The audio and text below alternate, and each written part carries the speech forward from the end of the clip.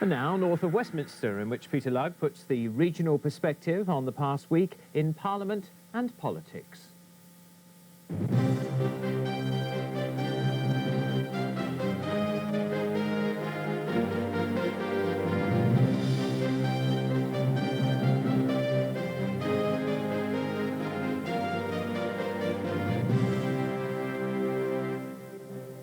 This week, two bills for the disabled. One gets a boost, though the government says it's unworkable. But Labour says the Tory alternative is painfully inadequate. And hung out to dry, northern textile firms say Yorkshire Water's new charges could send them to the wall. An MP champions their cause in the Commons.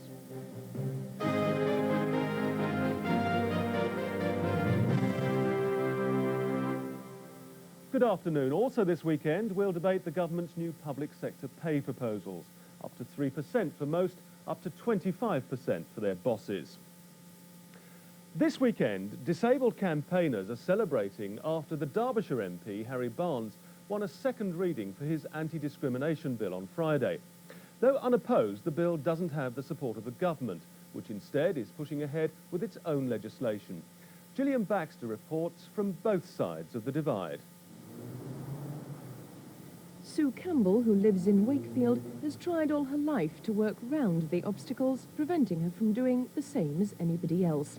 She says it's equality she's looking for from Parliament, equality more than rights, and the recognition of the needs of disabled people, some 10,000 in each parliamentary constituency. There's a sign for wheelchair access, but I still have to go right round the end to the west door and then come back along the top to get into that door. And it could so easily have been different. In fact, the number of steps here have increased. Access to buildings is but one of the many ways those in wheelchairs feel discrimination. The disabled lobby is sceptical about the government's commitment to bring in new legislation. The Conservatives' own bill is one of the major planks in this year's legislative programme, but campaigners say it's seriously flawed, and employers in particular could still discriminate without penalty. The public are becoming more aware, and I think employers are becoming more aware. And I think, without the debate, the government wouldn't have introduced its disability discrimination bill. Without what has been happening up to now, it's only, I believe, because of the pressure that has built up that the government has actually decided it's got to do something. Unfortunately, it's not quite doing enough. Harry Barnes' bill, debated in the House on Friday, has the full backing of disabled campaigners and many MPs. Its time has clearly arrived. There's no doubt that the Civil Rights Disabled Persons Bill will become law, either through the proceedings we're starting now or through some future proceedings. Sadly, I believe this bill is actually unclear in that there are too many cloudy generalizations which duck the hard decisions legislators have to take in this field. It is, strangely in combination with that, inflexible in that there are no powers to amend the bill's provisions if it should prove to be unworkable, and it is unfair in that too little regard is paid to the ability of the rest of society to adapt to the bill's requirements and to existing initiatives and arrangements which are already working well. Among the differences between the two bills are three key points.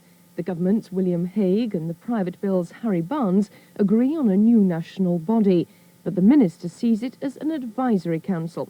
Harry Barnes, however, wants it to have powers to investigate complaints. In the workplace, the government says regulations should only apply to firms with more than 20 employees.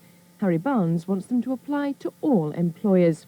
And in public transport, the government plans better access to bus and railway stations, whereas the private bill would cover the means of transport as well. The Derbyshire MP had feared his bill might be talked out, but he won a second reading with an unopposed majority of 175. Well, the government's attempts at blocking it so far have failed miserably. It now goes into committee. It goes into committee, which, because of the voters' vote in the House, is made up of people that I essentially am appointing to that committee. We then have to get it into committee, push it through, get it back to the floor of the House. The members of the House want this bill on a free vote. That's clearly been shown today, and it can only be stopped by free whip activity, government manipulation, and we can stop that, and we can get civil rights disabled persons this parliamentary session. However, the strong lobby for an alternative to the government's bill has come in for criticism from some. Two bills are said to be causing confusion. Employers' organisations instead want to see all firms, including those with fewer than 20 workers, included in the government's legislation. We would like to see no one excluded, but we do feel that the circumstances of smaller companies must be taken into account, because we don't want a situation where the costs are so great that there are less jobs for disabled people, rather than more at the end of this exercise. The Commission for Racial Equality is also monitoring developments. Officers have told the government that from their experience of challenging discrimination, a body which can only advise employers won't work. Legal powers are needed too. We believe that in order to remove discrimination, there has to be a legislative framework, and there has to be bodies established with some teeth in order to ensure it takes place. So yes, we have welcomed it and we wish it well, and we hope that as this legislation passes through Parliament, that MPs will give serious consideration to the experience of how the legislation has been operated for the 20 years to date, and thus improve the bill as it passes through the House of Commons. For those at the heart of the issue, they've seen umpteen attempts to get legislation passed, but are more confident of progress than ever before. It's now a case of waiting for the parliamentary wheels to turn. Although Harry Barnes may have sounded bullish, the political reality is that his bill's unlikely ever to become law, no matter how much more the disabled lobby prefers it to Mr Hague's proposals. So as Friday's debate ended and the Minister left the Commons, I asked him what was so wrong with Harry Barnes' bill. Well, we are going as far in the sense that we have the same objective, to end discrimination against disabled people. What we disagree about is what is the best way to do it. And the sort of things that I don't like about his bill, that I think I've got right in my bill, is defining who is a disabled person. In the Civil Rights Bill, the Harry Barnes bill, you can count as a disabled person if you just have a reputation for being disabled, or if you are associated or have a relationship with someone who is disabled. And this opens up a nightmare of legal cases and great complexity that I think would make it a law that would be extremely difficult to operate. I'm trying to make sure it's a law that applies to people who, in any common sense, day-to-day accepted sense of the term, are disabled. That's the sort of difference that we have between us. But even the CBI says the government's workplace proposals should apply to all employers. The CBI do say that, although the people that I am trying to ensure are not adversely affected are very small employers. The CBI aren't known for including large numbers of small employers. They mainly represent large companies. And here I'm following the example of the United States and its anti-discrimination legislation, which is often held up as the example of what to do. They have said that employers with fewer than 15 employees can't be expected to observe highly complex legislation of this kind without it seriously affecting their ability to conduct their business. So we are also having a rule about people with fewer than 20 employees, but we may change that rule in the light of experience. My bill includes the power to change that number in the light of experience as time goes on. What's wrong with this proposal for a Disability Rights Commission with real teeth, a bit like the Commission for Racial Equality? Because we can do that in a much better way.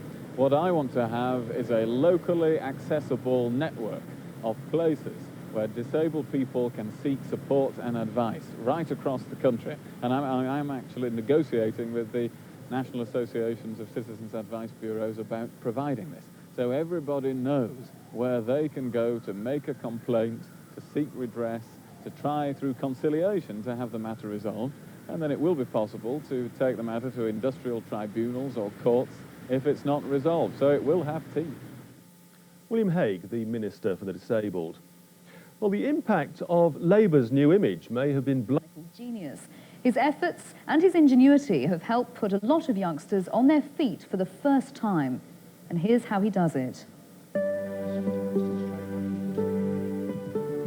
This was a child who wanted to walk. But the brain cells which tell her muscles what to do were damaged at birth. Like many thousands of other children with cerebral palsy, she faced a future in a wheelchair. And this is Samantha 4 years later, walking more or less under her own steam. When she took her first steps, I mean, well, we could just cried really just to see her do it. I mean, it was just incredible to see her actually independently walking, something we'd never dreamed would happen. So how has she done it? With a combination of her own determination and the ingenuity of one man, David Hart.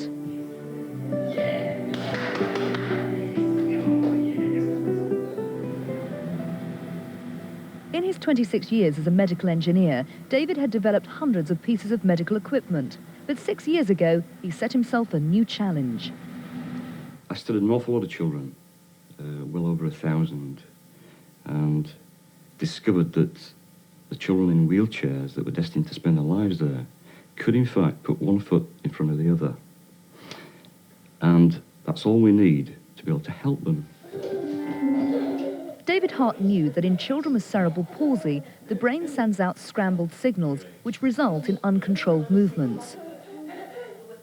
But could he design a device which would harness those movements and turn them into steps? He began to make a prototype out of bits of old lawnmower and the like, and so the orthotic walking trainer was born. It's come a long way since then, but how does it work?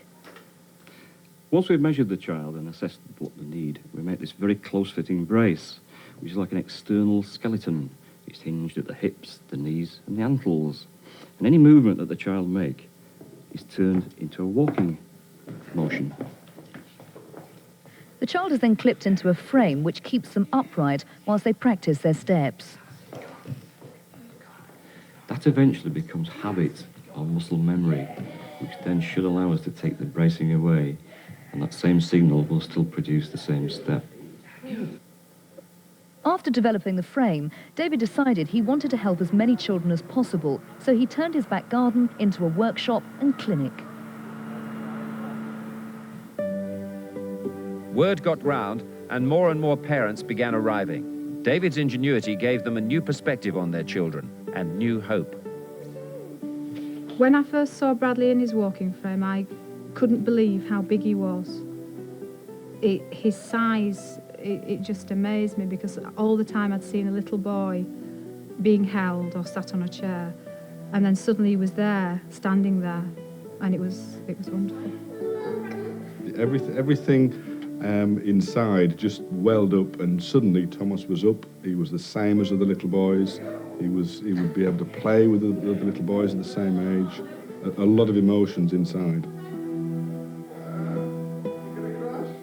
The frame doesn't just get the child mobile, often the whole body benefits. How? Children who haven't got upper body control, things start to calm. They can start to use hands a little bit better. Children who have difficulty with speech, they improve, and everything else seems to blossom with the steps. Big stride. Of course, a radical new treatment like this is controversial. Some experts stress that the frames haven't got formal medical approval yet, and they're not suitable for all children. But doctors do send patients to David's clinic, and many of the children clearly benefit. As children like Stephanie improve and their muscles start to remember the stepping motion, David can gradually remove some of the mechanical support to the back and legs. The idea is that over a period of years, Stephanie will do more of the work herself and become less dependent on the walker. And to be certain that he releases the support at the right rate, David closely monitors the children's progress. And the work goes on. Ever the inventor, David Hart is not complacent about his device. He's returned to the workshop to make it even better. We can always improve, and we must do. We must make things easier for the child, and that's what we're continually doing. The new frame is telescopic. It grows with the child. It's a lot lighter, therefore it's easier to use, and it's a lot easier to manoeuvre, and the children do much better in it.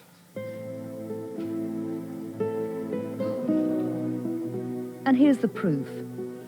There's no guarantee of total mobility, but the David Hart frame gives these children the start they need. If Thomas had the chance to speak to David about what he's done for him, I just think he would be very, very grateful, for the life that he's given him, an alternative life. The greatest pleasure I get from all this is seeing a child stand and take steps and be happy. A child who would otherwise have spent all of their life in a wheelchair, fading away, shortened life. To see them up there and part of society at the right social level is tremendous.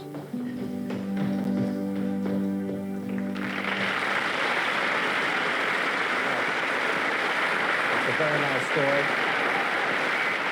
Now I'm going to say two words to you. Virtual reality. Now I'm guessing that all the older members of our...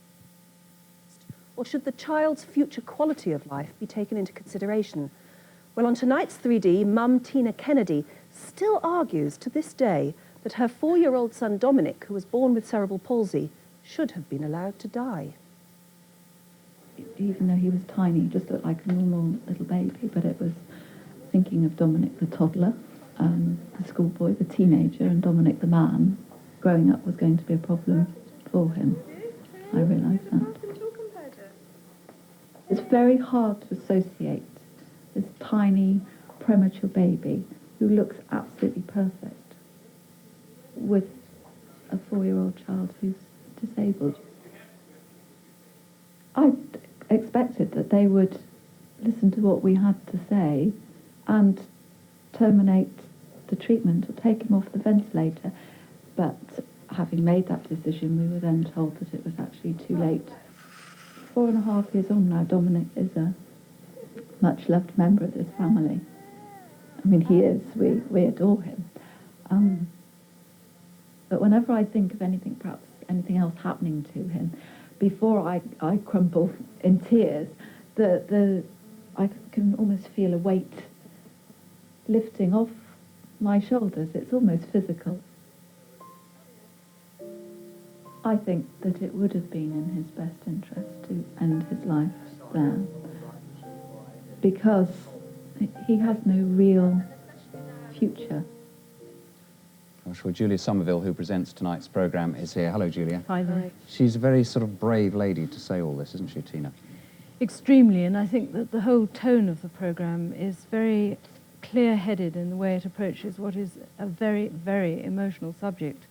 And we see not only an account from that point of view, which is of a parent who wishes, on the whole, that there had been no medical intervention, but there's an extremely harrowing case in the States where a woman has used the law to keep her baby, who was born without a brain and without a scalp, alive for 2 years. This little girl lives in a hospice, and you see the mother tending the baby and hear her arguing most eloquently that this little girl has a right to life, and that the mother is very religious. She believes the baby was born because God wanted her to have this sort of baby, and God will see that the baby is all right. But the right to life is a very difficult phrase nowadays, because 2 years ago, that child may not have had a right to life because it simply wouldn't have been possible to keep them alive. And it's only because the doctors are getting so clever that they can keep these babies Yes, and alive. this, of course, is putting the medical profession in an extremely difficult position, because from their point of view, the doctors in America are arguing that they are virtually being required to conduct almost a medical experiment on this child. They're pushing the frontiers forward all the time using this child, and the law requires them to resuscitate her every time she, in effect, dies, and this has happened so far 6 times. It's a most appalling dilemma for doctors if euthanasia, as it were sort of legalised, and they had to make the decision. What a dilemma. Yes, and again, you'll see in the programme that a doctor argues very forcibly that there is no reason why a doctor in particular should have to perform this function. In effect, you were saying that the programme's very brave. It is, because it's airing views that are taboo, frankly. Most of us know that euthanasia does go on in hospitals. I mean, you always hear tales of how midwives years ago, confronted with a very, very badly handicapped or deformed baby, would simply smother it. I mean, you hear the tales, you can never prove anything. For the first time, the programme's actually exploding the taboo. It's actually talking about it. Well, Dr. Nicholson, he's come does, out, hasn't he, and says yeah. that he believes that he actually helped 2 babies to die, doesn't he? Yes, indeed, and there's also a case in Holland that is currently going to court of a paediatrician who's being taken to court because he's been involved in the death of a baby. Now, you know, in Holland they have voluntary euthanasia as a legal right for adults, but the law doesn't extend to children for the obvious reason, especially not babies. And they're bringing that case as a test case, and the general feeling is that Holland will want the right for doctors to decide this for babies to be enshrined in law. As a mum yourself, were you shocked when you first learned of what was going in tonight's programme? I was extremely moved and quite upset when I saw the programme, but I think that the feeling I had at the end was that I myself was not clear, and I think that this is a good point in favour of the programme, that it presents all the arguments with almost equal weight. And as I say, the case in America is at one end of the spectrum and is profoundly moving to see. And yet at the other end you've got the example of the mother we just saw on the clip there, who's an absolute embodiment of motherly love coming from the completely opposite point of view. And the bottom line is there are no easy answers. No, and I think it's one of these things, which, like a lot of things, where you don't know until you're in the situation yourself what you really think, and it's almost invidious to make a judgment as an outsider. And meanwhile, you're doing this and your lunchtime news bulletins for ITN. Quite a busy schedule when this series is running, isn't it, for you? Yes, it is, but ITN let me off, obviously, for the day, and I go up to Leeds to do the programme for Yorkshire. Actually, you're doing a lot about babies, because there's also the series about little tiny babies. What was the Carlton one. You can't think it's called either. Good. Hang on a minute. Special babies. That's right. That was fascinating. Yes, it was very good. Absolutely wonderful stuff. Yeah. Fly on the Wall, which I suppose is. Yes, and also extraordinarily moving, because each case was given the space, and the fly on the wall technique really allowed everybody's feelings and so on to come through. Yes, real life drama. And we referred to your children. They're what, 10 and 5, are they? 11 and 6. 11 and 6. I wasn't far off. But yeah, yeah. Got the gap right, anyway. I mean, how do you combine your working with them? Does it sort of time right for school runs and things like that? Well, it's very good, actually, because I finish at 1 o'clock, and as you say, that leaves me free to go off and do the school run and so on. Yes, it's very good. And you are fully returned to health now? Completely, yes. I have to say I was extraordinarily lucky, and here I am to tell the tale. Okay, Julia, yeah, it's nice to see you again. And we look forward. Biggest puddings, biggest nights out. Destiny in Space, a journey out of this world on IMAX. The biggest cinema screen in the land, only at the National Museum of Photography, Film and Television, Bradford. IMAX, anything smaller is for southerners. That's affirmative. Series of 3D presented by Julia Somerville.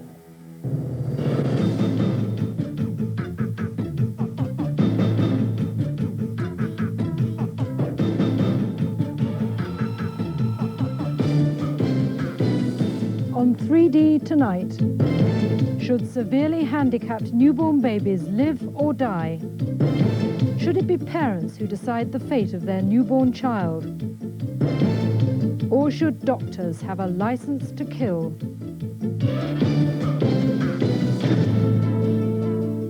Good evening and welcome to a new series of 3D.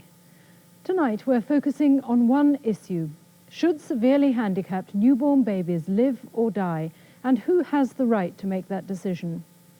In America, courts have upheld a mother's right to insist that her child is kept alive. In Holland, a test case will decide whether doctors can actively intervene to end a baby's life. Here in Britain, doctors perform such killings in secret. But tonight, a British doctor breaks his silence and defends his role in mercy killings. Oh boy, there's this little red man in here. Should we put this man upstairs? It's very hard to make the decision to deny the chance of life to a child that you've given birth to. I think that it would have been in his best interest to end his life, because he has no real future. The only quality in Dominic's life is what we put into it.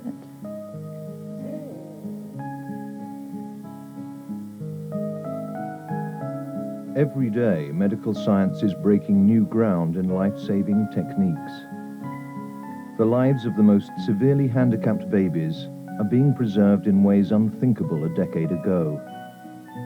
But every breakthrough brings new ethical dilemmas. Is it right to save babies only to condemn them to a life of pain and frustration? Would it be more humane to let them die? Or even, if they're in terrible pain, to kill them? Tonight, 3D reveals how the mercy killing of handicapped babies is creating a worldwide controversy, and how British doctors are among those killing for kindness. I, as a junior doctor, increased the amounts of pain-relieving drugs fairly quickly over the course of, say, a weekend, so that by the end of the weekend, the baby was dead. In the Netherlands, there are 4,000 mercy killings a year. Doctors are free to kill adult patients who request to die if they follow a code of conduct. But for years, it's also been common practice to allow seriously handicapped babies to die, and even actively to kill them. Now, to establish a legal framework, the authorities are prosecuting Dr. Hank Prince, who killed a 4-day-old baby, born with spina bifida and hydrocephalus. The child was in severe pain, but could have survived for months. The parents loved the baby very much. The baby was very wanted, and it was because of the love of the parents for the baby that they were so afraid for the unbearable suffering and unbearable pain of the baby. We felt morally obliged to end the pain. It happened in the presence of the parents, and the baby died in the arms of her mother. And of course it was a moment of great sorrow for the parents, but there was also an amount of relief. The decision to prosecute Dr. Prince, although there seems to be a certain consensus on actively ending a life of such very, very ill-born babies, is based on the fact that we don't have a law that is written for this type of case. I expect that in the end, our Supreme Court, because this case undoubtedly will go to our Supreme Court, that in the end we will have new norms and that he will be acquitted. Many Dutch pediatricians, like Dr. Zeer Verschlaus, however, insist the killings are justified and will go on. I think in these exceptional cases, death has more value than life. And helping a baby to die in this case, therefore, is not wrong. And I think it's a good act, it's an act of mercy. Those who advocate such killings have the backing of the Royal Dutch Medical Association. It is acknowledged that there may be very specific situations in which there is severe suffering. There is no alternative left, there is no medical treatment possible. In these rare cases, the committee finds it acceptable that a physician, because he has really no alternative to prevent the suffering, that in such a situation, the physician actively ends the life of the newborn. I myself would choose in certain circumstances death rather than life. So I think also for people who cannot choose, like newborn babies, someone else sometimes have to make this choice. Dr. Verschlaus admits he's killed several newborn children. We are talking here about very severely handicapped babies with many congenital abnormalities.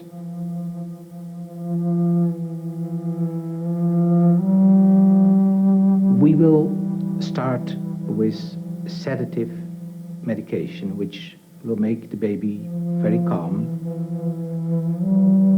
And he very, very slowly, in a few days, will go into coma. Usually after that, the process of dying will start. He will be in the arms of the nurse or in the arms of the parents, and so his life will very slowly go from him. Dr. Prince's test case is to be heard in the coming weeks. The verdict will determine whether such mercy killings are to be outlawed. I don't think at all that a doctor should always preserve life. A doctor should preserve life as long as life is something good for the patient. We're talking about newborns with such severe handicaps that they will not be able to communicate with other people, that they will have pain, that they will not develop like normal children, not only slightly subnormal, but very severely retarded. And I could see that they really had no future, and that it would be much better to die.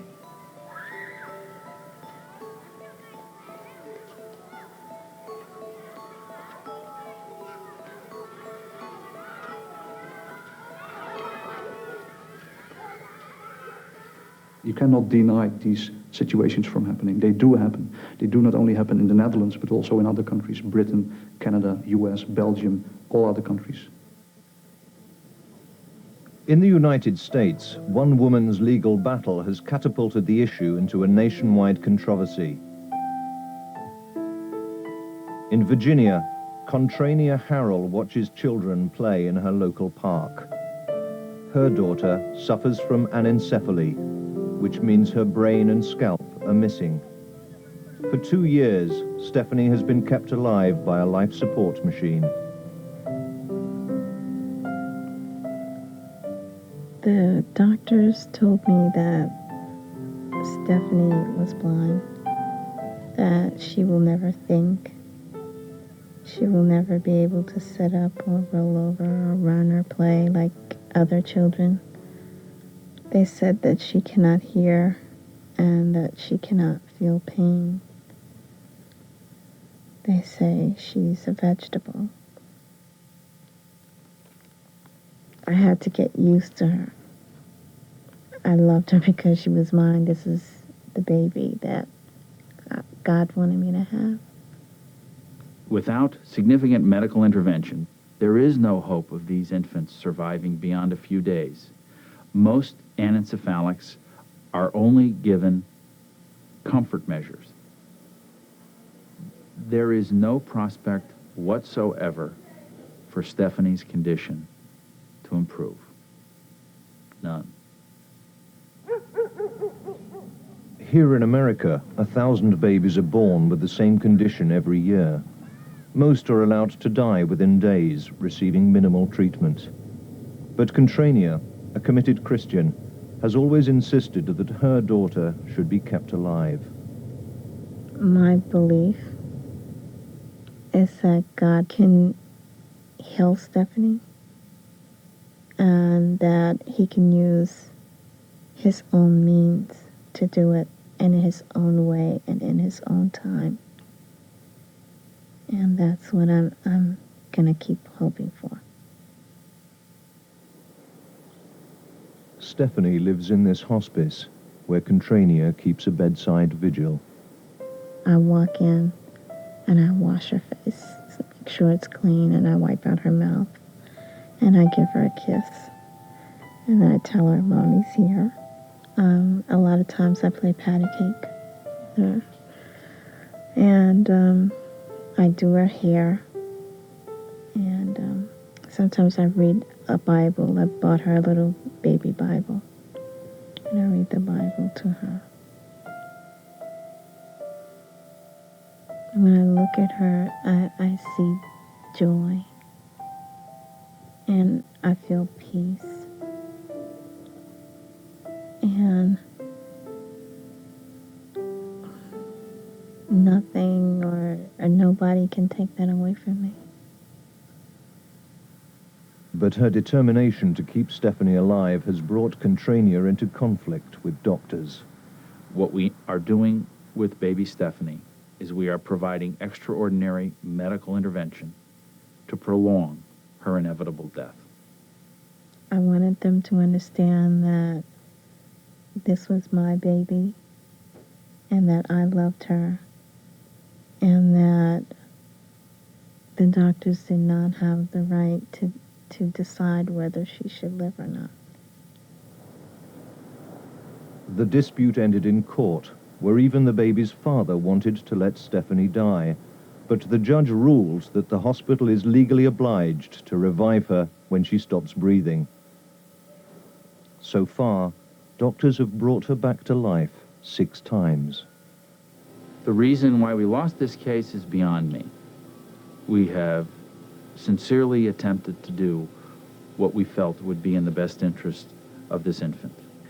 Unfortunately, the courts did not see things the way that we think they should have. We sincerely feel that the courts are in error. Stephanie is now 2 years old. Doctors felt that she would not live any more than a few days to a few months at the most. Stephanie is doing very well. I believe that all life has value, and no matter how meager her life appears to doctors, she's still a living, breathing human being, and she has every right to be alive. In Britain, as Tina Kennedy has discovered, parents have little say in deciding the fate of a handicapped child. 4-year-old Dominic has cerebral palsy. He suffered a brain hemorrhage after being born 13 weeks premature.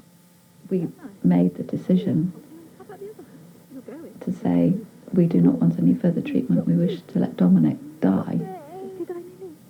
I just felt very strongly that it wasn't the right thing to continue treating him.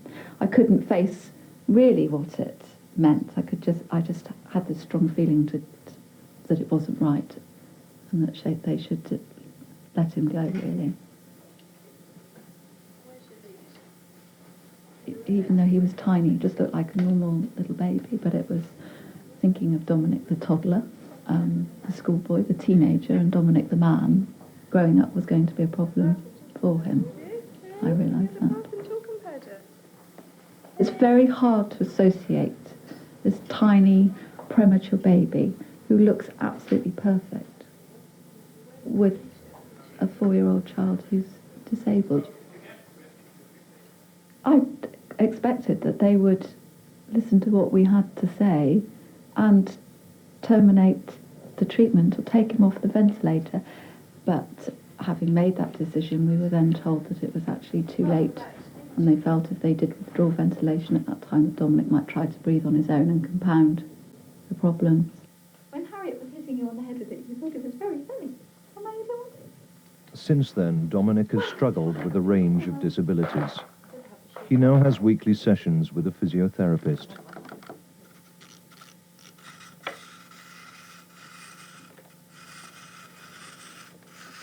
Four and a half years on now, Dominic is a much-loved member of this family. I mean, he is. We adore him.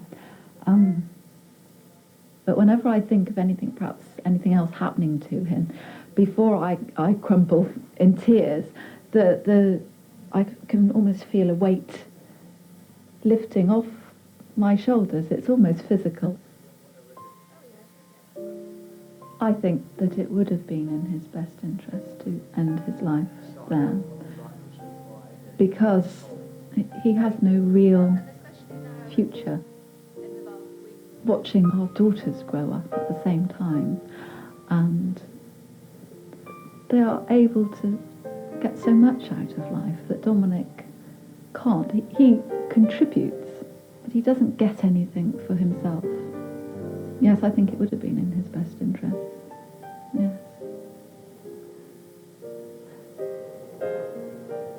Ooh, is that nice? You like that? You like that? As the controversy grows, British doctors are bitterly divided on the issue. and I'm now happy to call upon Dr. John Wyatt. He courageously is dealing with the question, should the sick baby survive? Dr. Wyatt.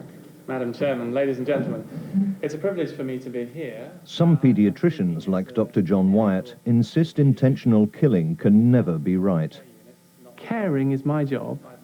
Killing is not my job. And I don't think it should ever be a doctor's job. So I don't like ethical decisions like this to be done in dark corners where the parents don't really know what happened. And the doctor says, ask me no questions and I'll tell you no lies. I don't think that's the way as a society that we should handle these issues. But 3D's research reveals this is already happening. British doctors are killing handicapped babies and have been for years. The only difference between Britain and the Netherlands is that here, the killings are carried out in secret, often without the knowledge of parents. Few doctors will admit to killing babies. But Dr. Richard Nicholson, a paediatrician who now edits the Bulletin of Medical Ethics, has decided to break the silence. There were a couple of times when I was working in special care baby units when we had severely handicapped babies delivered with spina bifida and hydrocephalus, water on the brain.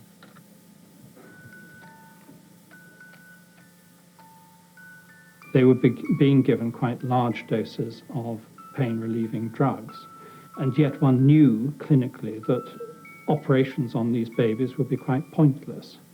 There was nothing useful that one could salvage. I, as a junior doctor, increased the amounts of pain-relieving drugs fairly quickly over the course of, say, a weekend, so that by the end of the weekend, the baby was dead.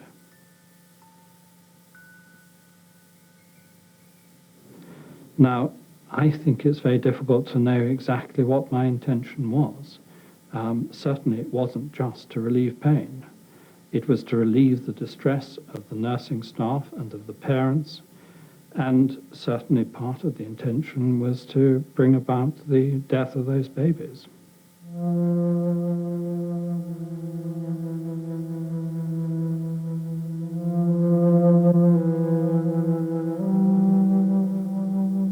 Even now, I still think that was the most humane thing to do, even though I thought then, and I still think now, that technically what I was doing was against the law. Under British law, doctors can, in rare cases, withdraw life-saving treatment and even give fatal doses of pain-killing drugs. But if they intentionally kill a baby, even on compassionate grounds, they could face a murder charge and a life sentence. I think it's very difficult to define precisely when it is or is not legal for a doctor to give a fatal dose of a drug to an infant who may be very handicapped. The law looks to what is the intention of the doctor in giving that dose. Is the intention to relieve pain or to prevent some other medical problem, or is the intention to bring about death? The British Medical Association advises doctors how to deal with this legal minefield. If we're talking here about the child with extraordinary, complex handicap, which can't be treated, in Britain, we would not actively kill that child. That would be quite wrong. But we would support it with care and love until it died. We would allow it to die. And there is a difference. There is a very great difference between actively killing and allowing to die. If that baby's only experience of life is of a degree of suffering and pain, and you have no hope of giving it a more worthwhile experience of life, then to continue that pain and suffering by bringing about some slow form of death within the law certainly seems to be less humane than ending it.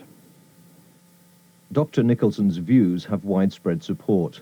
This recent survey suggests 1 in 3 British doctors have performed mercy killings.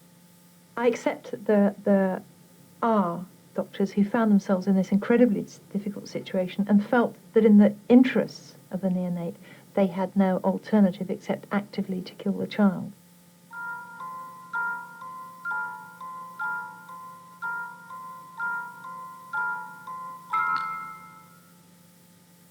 And if he or she decides that the only thing is to actually give some treatment which would actively kill the child, they must do that, having taken clear recognition of the fact that they will expect to be judged both by the law and also by their peers in the General Medical Council. Why should it be the doctor who decides which baby should live and which baby should die? Perhaps it ought to be a lawyer. Perhaps it ought to be a politician. Perhaps it ought to be a policeman. Perhaps it ought to be an executioner. I don't think the situation is satisfactory. I don't think it's satisfactory for doctors or for patients or for parents.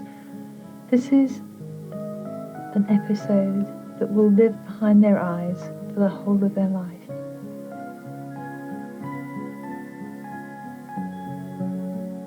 And the decision to kill one's own child is very different emotionally than allowing that child to die while it gently breathes at last. Be salutary for the doctors to look after the babies that they have chosen to keep alive. Because it is the parents that have to take this baby home and care for it. And who are they to say that those years of caring should go on and on? If they're not there, they don't have to live with it.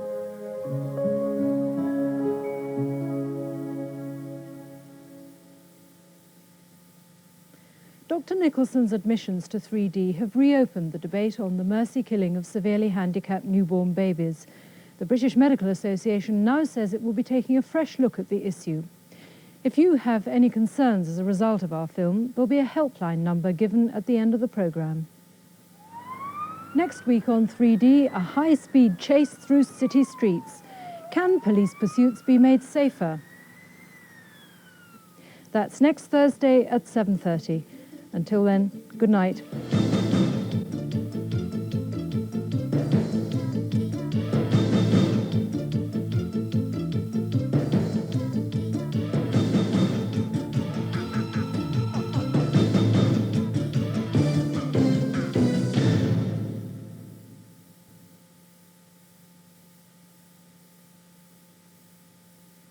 Not have survived, but we'll touching on that later.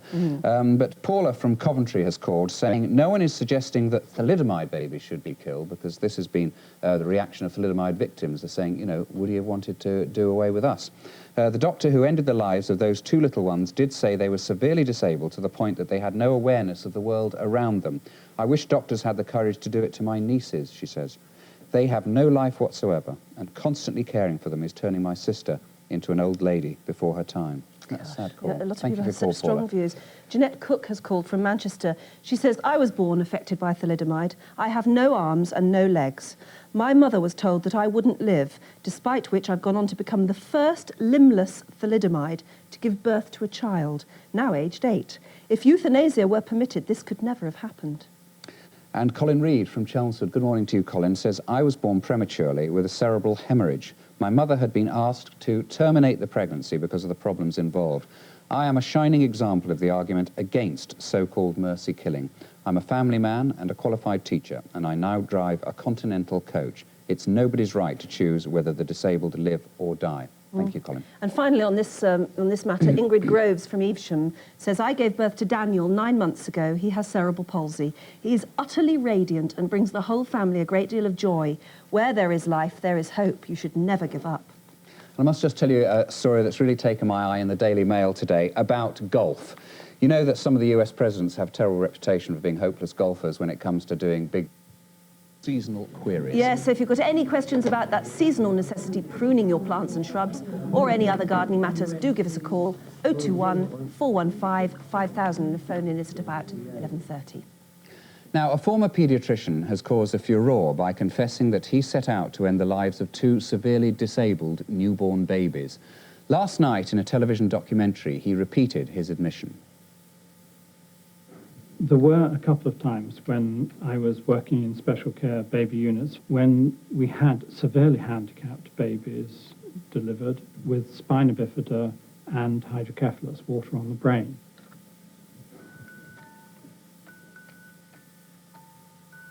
They were being given quite large doses of pain-relieving drugs, and yet one knew clinically that operations on these babies would be quite pointless. There was nothing useful that one could salvage. I, as a junior doctor, increased the amounts of pain-relieving drugs fairly quickly over the course of, say, a weekend, so that by the end of the weekend, the baby was dead. Well, one group amongst the many who are furious over Dr. Nicholson's confession are thalidomide victims, that generation of adults whose mothers were treated in pregnancy with an anti-nausea drug that was to cause their disability. And among them is Freddie Astbury, who joins us now. Hi. Good morning. You're furious about this, aren't you? Well, yes, because at the end of the day, the doctor has gone out and he's committed murder, which he has, because he's had no permission. He's just gone and took the law into his own hands. You know, when we were born, we were so severely deformed. I had no arms and legs, obviously, and they didn't know whether we would be in a proper mental state. So if he was about, that Dr. Nicholson, I'm afraid he would have had a field day with us all. And we're so annoyed about it that, you know, if the likes of him, we wouldn't be around today. I think he'd dispute what you say there about he had had a field day. In fact, I know he would. We'll come back to his reaction to what you say in a moment. But first of all, you've spoken to him on the phone, haven't you? Yes, I have spoken to him. Didn't that temper your reaction at all? No, I was very calm because, I mean, you can't get on a phone and scream and bawl at somebody. He called me, he said to me, this is nothing to do with thalidomide. He said, it's cheap publicity on the thalidomide side. Now, I said, excuse me, but what does spinal bifida people and thalidomide victims have in common? He said, I don't know. I said, we're all disabled, no matter what. Thalidomide people are not being asked to be singled out on this. Well, no, as you said, that when thalidomide children were born, yes. For a start, we knew there was a physical deformity, but we had no idea whether or not those children were mentally terribly, terribly scarred, whether they'd go on to have any sort of a life at all. Well, that's right. I mean, I'm just obviously one of many thalidomide victims who's got married, had children, and got on with life. I mean, we're survivors. Did your parents ever say to you that they went through any sort of dilemma about whether you should live or die? No, but, I mean, some parents were offered euthanasia at the time. But, quietly, you mean, sort of? Yes, yeah. Very quietly. But at the end of the day, it's your own flesh and blood. You never forget that. In fact, you've mentioned there that you're a dad yourself. Yes, yes. And you were very against your wife even having, well, I know your wife felt the same as you, having a test for Down syndrome or anything like that when she was pregnant. Because of my wife's age, when she had little Dean, she was 37, the hospital said, look, because of the age, could we, you know, obviously take these tests for Down syndrome? Me and Sue went home, we had a good chat about it and said, well, just because something doesn't turn out the way you want it to, doesn't give you the right to destroy you. And what we said is, we will love it, no matter what, whether it's Down syndrome or not. You know, it's still yours, baby, and you must never forget that. Freddie, do you know of any thalidomide victims who wish they'd not been allowed to live? No, I can honestly say, I'm not saying there isn't any, because there's 450 thalidomide victims, and I can only talk for the majority. You know, thalidomide victims are no different than anybody else. Everybody has depressions, you know. It doesn't have to relate to thalidomide, you know, it could be a different reason altogether. They might have had a row with a loved one, or, you know. Now, Dr. Nicholson's saying he sort of was doing it in the best interests of those two little babies who are in great pain and were going to die anyway. You are suggesting he should be prosecuted, aren't you? Surely not. The reason he should be prosecuted, he's broke the law. He hasn't gone down the proper channels, you know, in this country. He has just gone off and done his own thing. Now, we only have his word that the parents agreed. We only have his word they were as severe as, you know, he says. It's all hearsay. He says, and this is part of the statement that he has wished us to read out this morning, He says the Yorkshire TV edit of my interview, that was in 3D last night, failed to make it clear that the 2 infants concerned were not only very severely brain damaged, but also had a very short life expectancy. In each case, the consultant had discussed the condition of the infants with the parents, and a joint decision was made. Both babies had rapid water on the brain, which was destroying their brain tissue and causing them very great pain. He also says, and I know he said this to you, that it's highly improbable that any thalidomide babies were killed off, as they weren't born mentally handicapped or with a terminal condition. He said the babies he spoke of would have died anyway. Well, number one, that's rubbish, because we have 50 thalidomide victims that were born mentally handicapped as well. The trouble with Dr. Nicholson, since he had his press conference 3 days ago, every day his cases have got worse. He's added more and more on. So he's making them sound worse and worse. But it's also the fact that, you don't like the principle, do you? No. The principle of one person taking a decision about another person's life. Well, it's a very... Where do you draw the line? I think that's got to be the big question. Well, I was going to ask you that, because there was one child featured in yesterday's documentary who had... The child was born with no brain. In America, Yes. this was. Yeah. Yes. Now, in that case, wouldn't you even say, well, maybe that's where the line is drawn, that child is not worth the doctors spending hours desperately trying to keep the body alive when there is no brain there? If it stays within the law of the country, at the moment, I think because of what the doctor has said, he's doing this thing, and so are other people, then, there has to be a tightening of the law. There's no doubt about it. I think there should be, first of all, a full public inquiry into this, because how many doctors are doing it? I mean, according to the programme last night, it's 1 in 3. That's terrible. And how severe are they? Now, this doctor, once again, is saying, about thalidomide. He wouldn't have done it when... If it happened, he'd been faced you with could thalidomide guarantee, child. I'm sorry to say, but he would have. Because at the end of the day, nobody knew anything about thalidomide. You had a baby with no arms and legs. You never knew whether he was... there was something wrong with him mentally. Come on, he knew, he's just trying to wiggle himself out of it.